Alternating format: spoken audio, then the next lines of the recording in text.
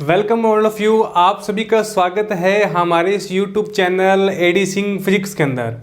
हमने REET second level का जो फिजिक्स का पाठ्यक्रम स्टार्ट किया है और बेसिक बातों को 3 लेक्चर्स के अंदर कंप्लीट किया है। ये हमारा लास्ट लेक्चर है जिसके अंदर हम कुछ एक बेसिक बातें और करेंगे, फिर हम अपने सिलेबस की ओर अग्रसर होंगे। ओके, तो सबसे पहले देखिए आप, हमारे पास जो किसी भौतिक राशि को मापने के लिए मेजरमेंट पद्धतियां कौन कौन सी हैं हमारे पास। किसी भौतिक राशि को मेजरमेंट करने के लिए, किसी भौतिक राशि या फिजिकल क्वांटिटी को मेजरमेंट करने के लिए हमारे पास कौन कौन सी पद्धतियां हैं, कौन कौन सी पद्धति है। तो सबसे पहले हमारे पास जो पद्धति आती है वो आती है FPS। मैं बिल्कुल डिटेल में बताऊंगा कि FPS का फुल नेम क्या है और ये किस टाइप से यूज़ करती थी। FPS सेकंड जो आती थी CGS, FPS के बाद जो पद्धति आई थी CGS पद्धति आई थी, और उसके बाद आई थी MKS। उसके बाद क्या आई थी MKS, और लास्ट में हमारे पास SI पद्धति थी। डिटेल में डिस्कस करेंगे कि FPS, CGS और MKS और SI क्या है।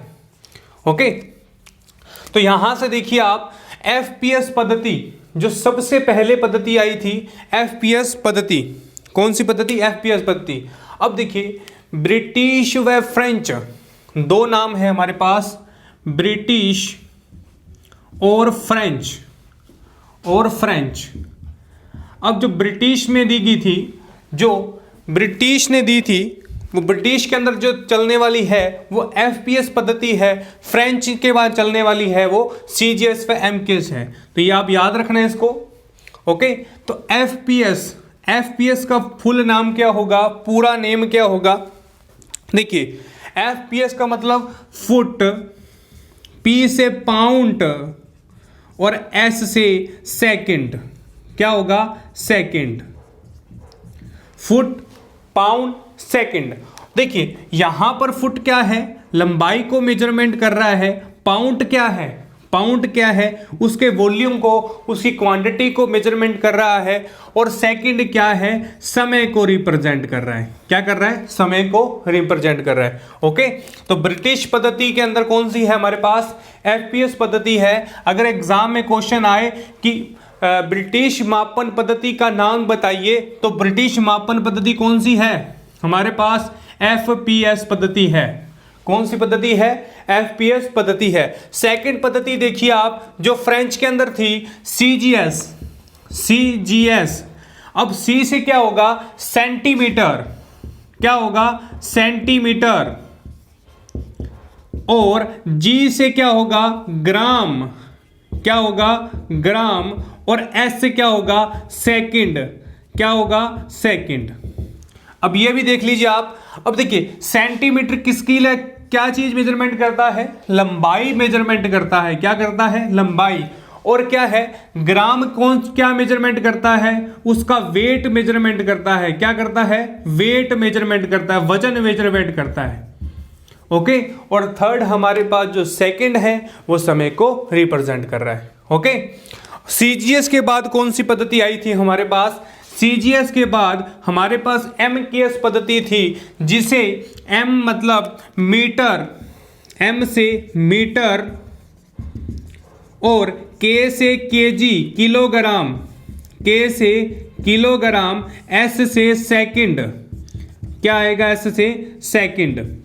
तो ये भी क्या है? लंबाई को मेजरमेंट कर रहा है, किलोग्राम वजन को मेजरमेंट कर रहा है, सेकंड समय को मेजरमेंट कर रहा है। तो हमारे पास CGS के बाद जो आने वाली पद्धति थी वो MKS पद्धति को रिप्रेजेंट कर रही है।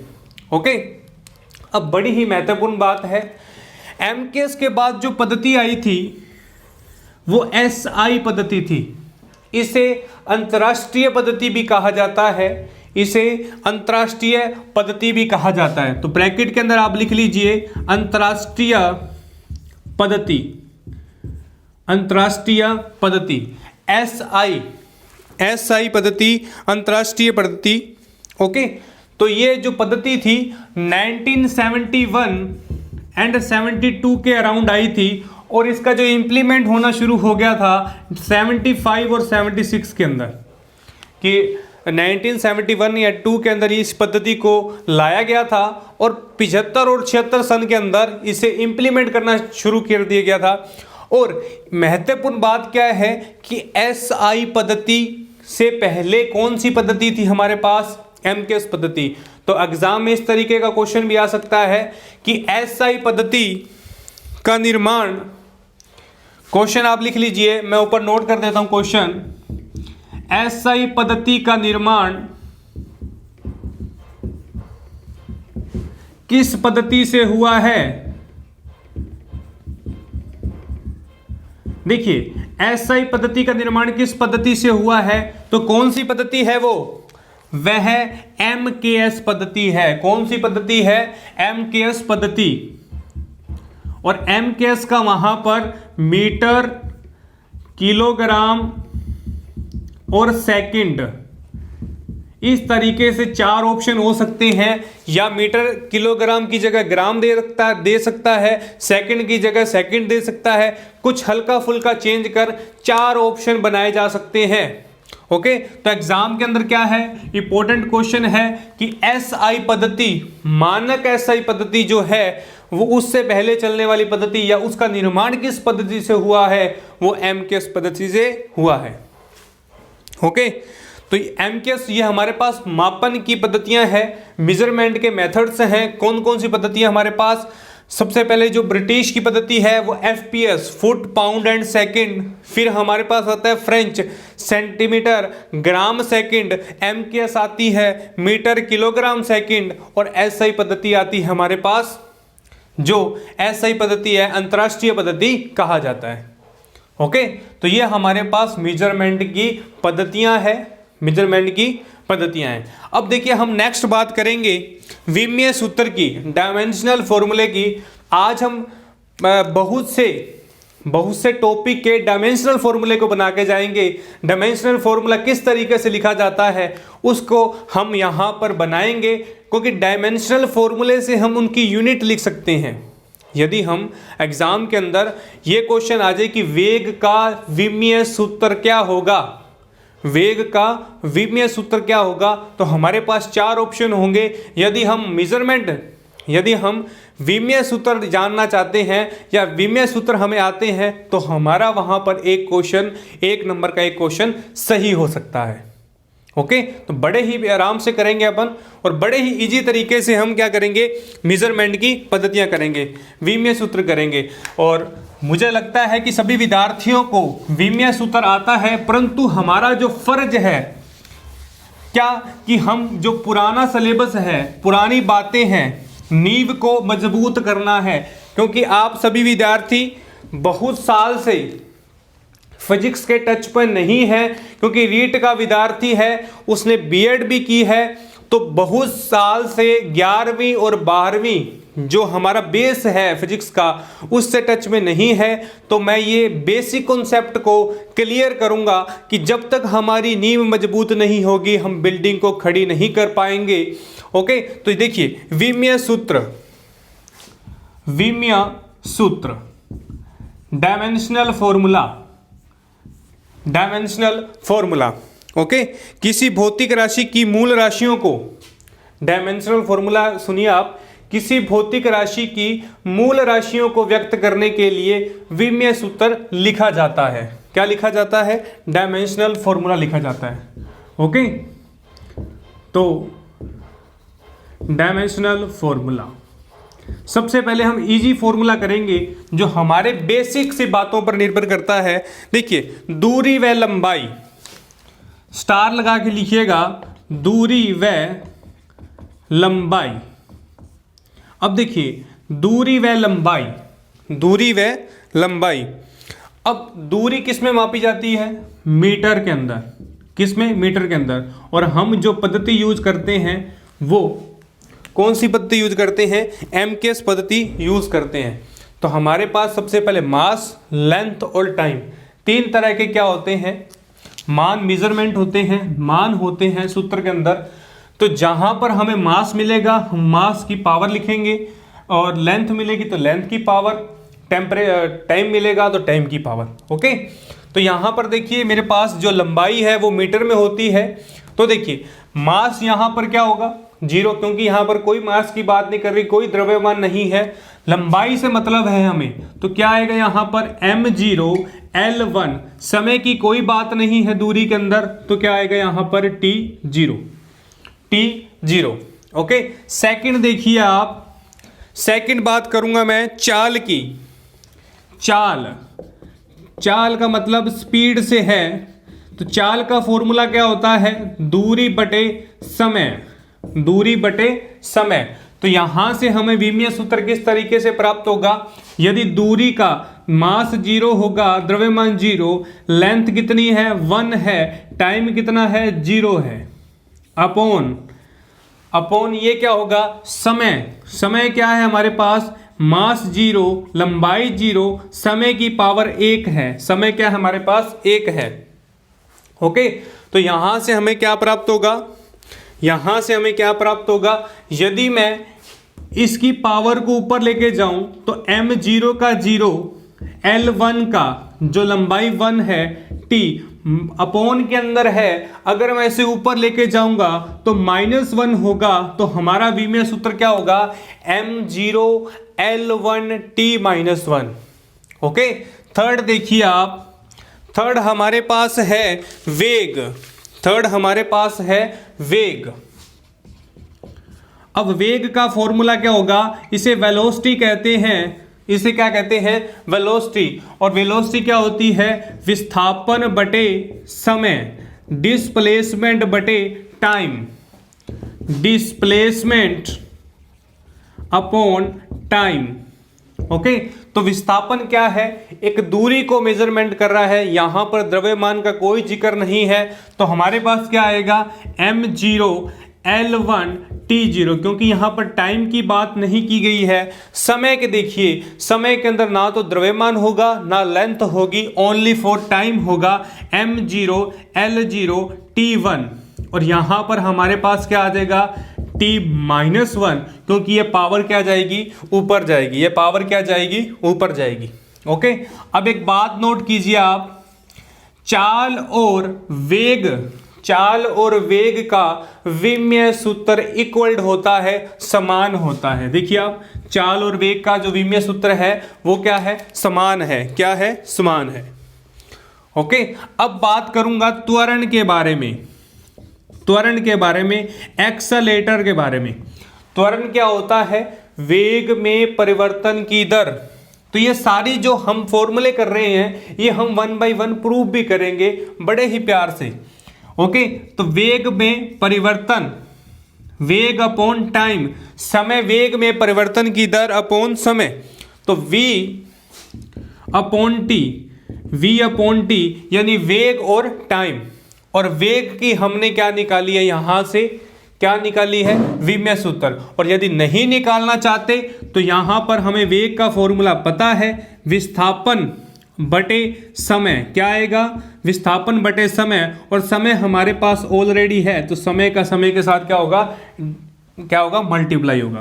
तो विस्थापन की विमा कैसे लिखी जाएगी, m0 L1 t0। ओके, और यहां पर देखिए टाइम 2 है, टाइम कितने हैं, 2 हैं, तो यहां से मैं क्या लिख सकता हूं, m0 L0 t1 और 1 2। ओके, और यहां से हमारे पास विमा क्या आएगी, m0 L1 और यहां t-2, क्या आएगी t-2, जो t है हमारा वो क्या जाएगा ऊपर की ओर स्थानांतरित होगा, तो क्या आ जाएगी t-2। Okay, t-2। अब हम निकालेंगे बल की विमा। जो सारी बातें जो विमा निकाल रहे हैं, ये विमाओं का यूज हम अपने सिलेबस में करेंगे। तो क्या आएगा, फोर्स, बल। तो बल क्या होगा, बल का फॉर्मूला क्या होता है, द्रव्यमान इंटू त्वरण, द्रव्यमान इंटू त्वरण, मास इंटू एक्सेलेरेशन, तो द्रव्यमान की विमा कितनी होगी? द्रव्यमान पहली बार आया हमारे पास तो क्या होगा? m1, l यहां पर 0, t हमारा 0, क्योंकि लंबाई की कोई बात नहीं होती द्रव्यमान में, समय का कोई जिक्र नहीं है। इनटू त्वरण क्या होगा? त्वरण क्या होता है? वेग बटे समय। तो त्वरण की यदि विमा याद है तो ठीक है, नहीं तो आप वेग का त्वरण का फॉर्मूला लिखकर विमा बना सकते हैं। तो यहां से डायरेक्ट क्या आएगा हमारे पास? m1 l0 t0 इनटू में क्या होगा? m0 l1 t-2। अब मल्टीप्लाई के अंदर क्या होगा? पावर जुड़ेंगी तो m0 क्या यहाँ m1 l1 t-2, ये किसकी विमा आई हमारे पास? फोर्स की, बल की विमा आई। ओके, फोर्स और बल की क्या आई हमारे पास? विमा आई। तो बड़ी ही इजी है।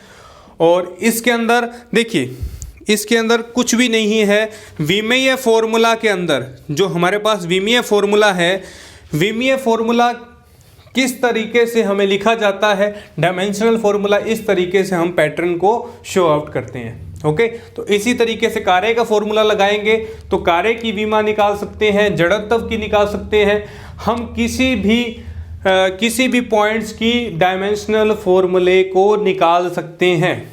ओके, तो ये मैंने आपको जस्ट आइडिया दिया है कि किस तरीके से हम क्या निकाल सकते हैं? विमेय निकाल सकते हैं। ओके, तो फटाफट स्क्रीनशॉट ले लीजिए, आप इसका स्क्रीनशॉट ले लीजिए। ओके, तो ये हमारे पास क्या था? विमीय फॉर्मूला। क्या था? विमीय फॉर्मूला, डायमेंशनल फॉर्मूला। किसी भौतिक राशि को व्यक्त करने के लिए इस फॉर्मूले का यूज किया जाता है। और यहां पर चाल और वेग का जो विमीय सूत्र होता है वह सेम होता है। क्या होता है? सेम होता है। ओके, तो हम कुछ एक और बातें डिस्कस करेंगे, उसके बाद हम नेक्स्ट लेक्चर्स के अंदर जो हमारा मेन टॉपिक है मोशन से स्टार्ट करेंगे कि मोशन क्या है। ओके, तो कुछ एक जो हमारी बेसिक बातें हैं उनको क्लियर करेंगे। अब कुछ एक बातें आप और नोट कीजिए। लंबाई के मात्रक, लंबाई के मात्रक, unit of length, unit of length. Okay, तो कुछ एक इंपॉर्टेंट बातें हैं, नोट कीजिए आप। लंबाई के मात्रक, अब देखिए 1 मीटर के अंदर कितने होते हैं सेंटीमीटर? 100 सेंटीमीटर। 1 मीटर के अंदर कितने सेंटीमीटर होंगे? 100 सेंटीमीटर। और 100 सेंटीमीटर क्या होगा हमारे पास? 1000 mm होगा। क्या होगा? 1000 mm। ओके, तो ये बातें आपने कंसीडर करनी है, याद रखनी है। ओके, सेकंड नोट कीजिए आप। अब देखिए, अब मीटर की बात कर रहे थे हम, अब है माइक्रोमीटर। माइक्रोमीटर को म्यू से व्यक्त किया जाता है और इसको 10 की पावर 6 से क्या किया जाता है? व्यक्त किया जाता है। किसी कोशिका की त्रिज्या मापने के लिए, किसी कोशिका की रेडियस, सेल की रेडियस, किसी सेल की रेडियस को मापने के लिए माइक्रोमीटर का सहारा लिया जाता है। माइक्रोमीटर को यूज किया जाता है त्रिज्या मापने के लिए। तो आपने ये छोटी छोटी बातें याद रखनी है, जो बेसिक बातें हैं उनको कंसीडर करना है। ओके, तो ये हमारे पास आई माइक्रोमीटर। अब करते हैं परमाणु, अणु और नाभिक। परमाणु, अणु और नाभिक। अब परमाणु, अणु और नाभिक के लिए हम कौन सी लेंथ का प्रयोग करते हैं, कौन सी लंबाई का यूज करते हैं? देखिए, परमाणु के लिए, एक परमाणु को मापने के लिए 10 की पावर -9 और अणु के लिए 10 की पावर -10 और नाभिक के 10 की पावर -15। इनके नाम भी बताऊंगा। देखिए, परमाणु 10 की पावर -9 को नैनोमीटर कहा जाता है। क्या कहा जाता है? नैनोमीटर। और 10 की पावर -10 को क्या कहा जाता है? एमस्ट्रॉन्ग। इसे इस तरीके सिंबल से लिखा जाता है एमस्ट्रॉन्ग्स। ओके, और 10 की पावर -15 को फर्मी कहा जाता है। क्या कहा जाता है? फर्मी। ओके, किसी परमाणु, अणु और नाभिक की रेडियस को मापने के लिए 3 लेंथों का यूज किया जाता है, 3 सिंबल का यूज किया जाता है। ओके, अब देखिए एक बात और कंसीडर कीजिए कि देखिए इन तीनों में से कौन सा बड़ा होगा, इन तीनों में से कौन सा बड़ा होगा। तो सबसे बात देखिए, बेहद महत्वपूर्ण बात, अब जिसकी पावर बड़ी होगी, जिसकी पावर बड़ी होगी वह छोटी वैल्यू देगा।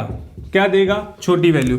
यहां पर 10 की पावर -15 बड़ी वैल्यू है, तो क्या होगा, इस वैल्यू का मान क्या होगा, छोटा होगा। 10 की पावर 9, इन तीनों में से सबसे पावर कम किसकी है, 9 की, तो ये बड़ी वैल्यू देगा, ये क्या देगा, सबसे कम वैल्यू देगा, सबसे कम वैल्यू देगा। तो आपने एक बात याद रखनी है, यदि माइनस पावर के अंदर कोई भी पावर हो, किसी भी कंपोनेंट के, किसी भी अणु की या किसी भी परमाणु की, मान लीजिए मेरे पास 5 की पावर -2 है और एक है 5 की पावर -15, तो बड़ी कौन सी होगी मेरे पास, बड़ी -2 वाली होगी, -15 क्या होगी, छोटी होगी। जिसकी पावर ज्यादा बड़ी होगी माइनस के अंदर वह छोटी वैल्यू देगा, मिनिमम वैल्यू देगा, और जिसकी पावर कम होगी माइनस के अंदर वो ज्यादा वैल्यू देगा। ओके, तो ये छोटी छोटी बातें आपको डिस्कस करनी है, छोटी छोटी बातें आपको याद रखनी है।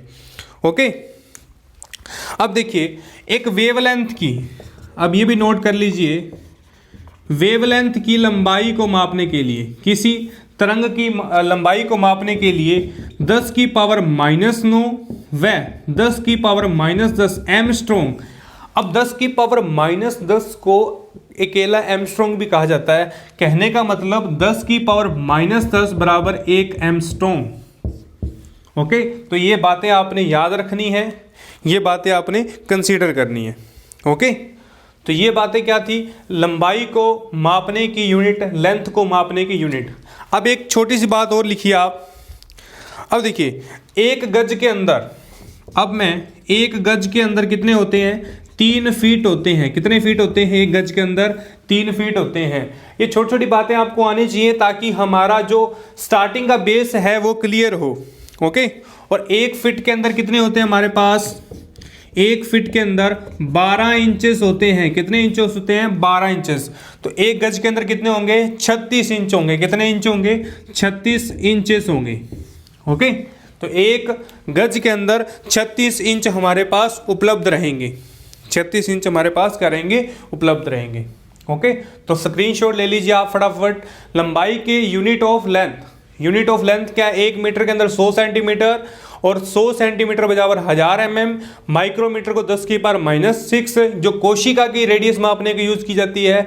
परमाणु के लिए 10 की पावर -9, और अणु के लिए 10 की पावर -10, नाभिक के लिए 10 की पावर -15। और छोटी वैल्यू कौन सी होगी, जो ज़्यादा पावर के अंदर होगी वो छोटी होगी। वेवलेंथ को मापने के लिए 10 की पावर -9 और 10 की पावर -10 का प्रयोग किया जाता है। और एक गज के अंदर 3 फीट होते हैं और 1 फीट के अंदर 12 इंच होते हैं। ओके, ये हमारे पास थी लंबाई को मापने की यूनिट, मेजरमेंट ऑफ लेंथ। एक छोटी सी बात और देखिए,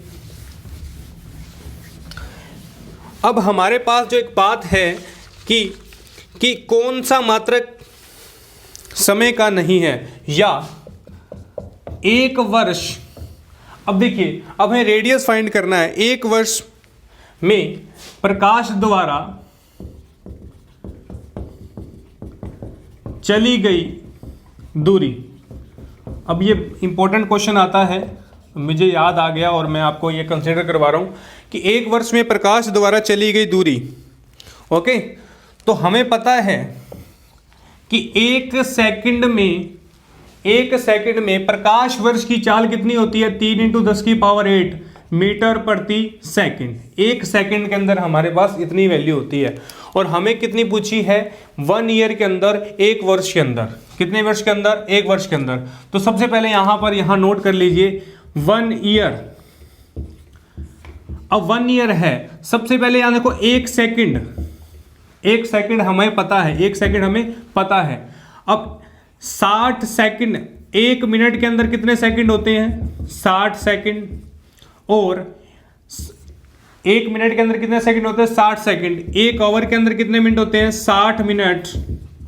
और एक डे के अंदर कितने घंटे होते हैं, 24 आवर, और ईयर के अंदर कितने होंगे, ईयर के अंदर 365। तो ये बातें हमने क्या किया, मटेरियल को एक साइड में लिख दिया। अब देखिए एक सेकंड के अंदर 3 × 10 की पावर 8 है, 3 × 10 की पावर 8 है, तो 60 सेकंड के अंदर कितने होंगे, कहने का मतलब 1 मिनट के अंदर, फिर हम 60 मिनट के अंदर, फिर हम एक दिन में कितने घंटे होते हैं, 24, और हमें पूरे वर्ष की निकालनी है तो 365, क्या आ जाएगा 365। ओके, ये हमारे पास क्या आ जाएगा 365।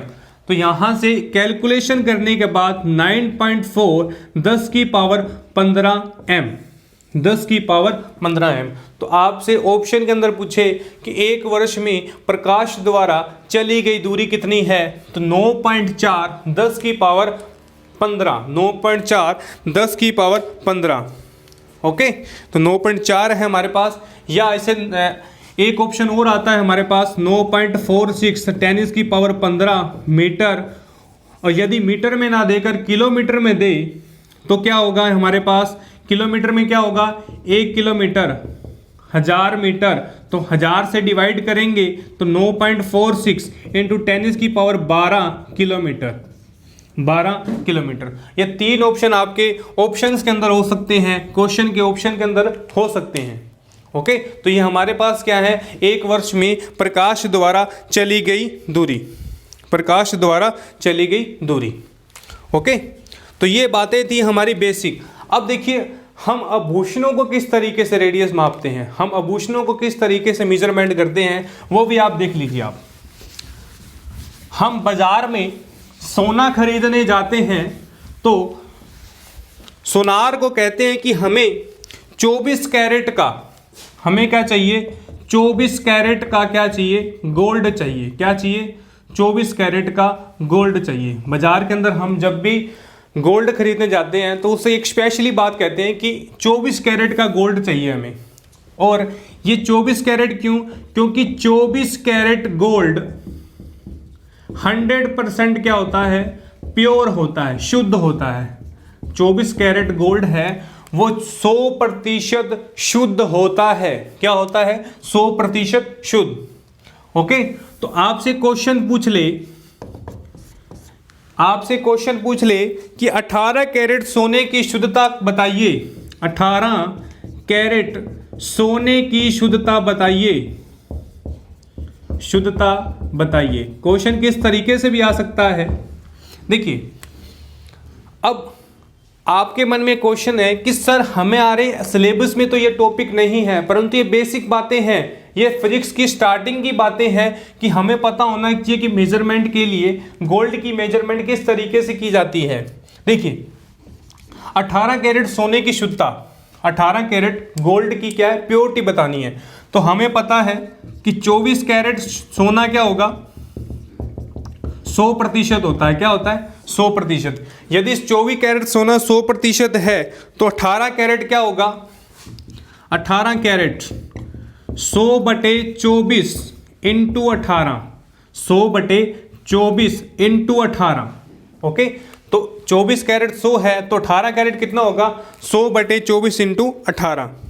ओके, और यहां से कैलकुलेशन करने के बाद हमारे पास क्या आएगा,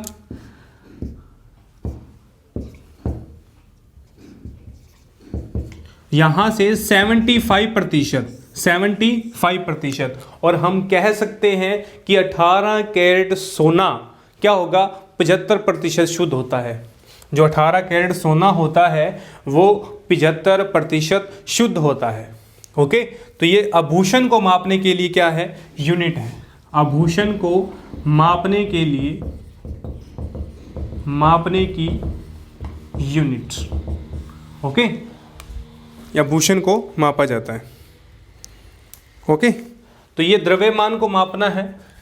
पहले हमने यूनिट किसकी की थी, द्रव्यमान को मापने की, द्रव्यमान को मेजरमेंट करने की। ओके, तो ये हम मास को मेजरमेंट कर रहे हैं। ओके, तो बड़ा ही इजी तरीका है, सारी बेसिक बातें हमने कंसीडर की हैं। और हम नेक्स्ट लेक्चर के अंदर मोशन से स्टार्ट करेंगे। हमारा जो फर्स्ट टॉपिक है गति, हम गति से स्टार्ट करेंगे और निरंतर गति करेंगे। इस फिजिक्स के रीट के पाठ्यक्रम की हम निरंतर गति करेंगे और बड़े ही शानदार तरीके से हम बड़े शानदार क्वेश्चंस करेंगे जो आपके एग्जाम में इंपॉर्टेंट होंगे, क्योंकि हमारा जो टारगेट है 5 में से 5 मार्क्स आप सभी विद्यार्थियों को लाने का जो टारगेट मेरा है, मेरा पूरा प्रयास रहेगा कि आप सभी विद्यार्थी फिजिक्स के पाठ्यक्रम के अंदर, जो हमारा रीट के अंदर जो फिजिक्स का पार्ट है, जो छोटा सा पार्ट है, उसमें 5 में से 5 मार्क्स आपके आने चाहिए। ये मेरा निरंतर प्रयास रहेगा, ये मेरा निरंतर सहारा रहेगा आप सभी विद्यार्थियों के लिए। और मैं ऐसे ऐसे क्वेश्चंस लेकर आ रहा हूँ जो आपके रीट एग्जाम को और मजबूत करेंगे और कंठस्थ करेंगे। ओके, तो इसी के साथ आप हमारे इस वीडियो को लाइक व शेयर अवश्य करें और हमारे इस YouTube चैनल पर यदि आप नए हैं तो प्लीज़ हमारे YouTube चैनल को सब्सक्राइब करें और बेल आइकन को प्रेस करें ताकि आने वाली नई वीडियो का नोटिफिकेशन आप तक पहुंच पाए। तो इसी आशा के साथ मैं आज के लेक्चर को विराम देता हूं। धन्यवाद।